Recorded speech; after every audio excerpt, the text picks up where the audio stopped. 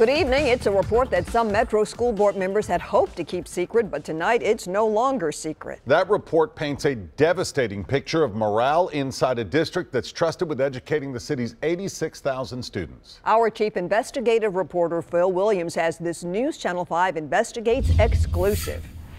The confidential report was prepared by a Nashville law firm that got a $100,000 contract to investigate the Metro School's HR operation. It turns out there may be a reason why some people didn't want you to see it.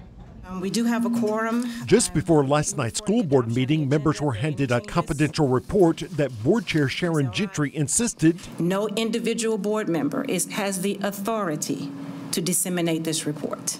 Needed to be kept secret. But that report, now obtained by News Channel 5 Investigates, suggests that under schools director Dr. Shawn Joseph, the district is suffering from a morale crisis that threatens efforts to keep good principals and teachers. Based on our discussions with district stakeholders, it is evident that the morale of all employees throughout MNPS is very low, the report concludes. We cannot overemphasize the consistency of this concern among employees. The report details a meeting between Joseph and a group of principals where he refused to talk with them unless they turned off their phones and electronic devices so he could not be recorded. When they tried to hand him a typed list of suggestions, the report says he refused to accept the copy of the typewritten notes and asked that they all be destroyed at the end of the meeting. Dr. Joseph, why will you not answer our questions, sir? It was Joseph's handling of a sexual harassment scandal inside the district that forced the school board to hire the Nashville law firm of Bone McAllister. A series of lawsuits had also accused HR official Sharon Patiller of mishandling many of those cases. Sharon, are you here? Yeah. Sharon, yes. Back in January, Gentry claimed that the attorneys in a private briefing had nothing but praise for Patiller and her boss. They are excellent HR professionals. They are excellent.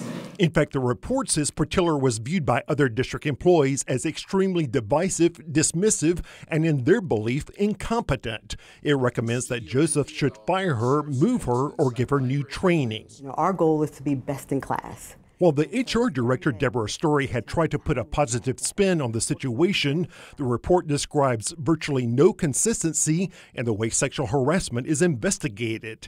It cites one employee who, in essence, received a paid vacation in excess of 6 months because it took the district that long to investigate that person before eventually deciding to impose a 3-day suspension.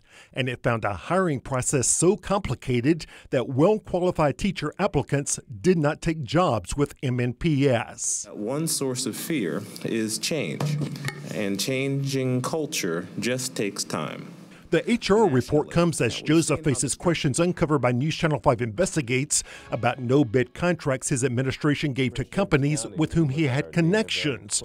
A just-released Metro audit failed to put those questions to rest. The more I read through this audit, the more I read through what we were given by Bone McAllister, we are just under-resourced. And issues that board member Christiane Buggs admitted is affecting the ability of Joseph and his team to convince the Metro Council to give the district more money.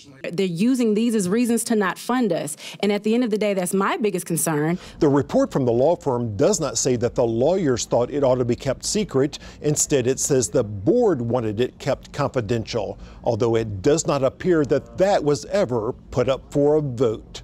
In the newsroom, Phil Williams, News Channel 5 Investigates. Of course, we are closely tracking this situation. Phil will have much more about that HR report posted on our website.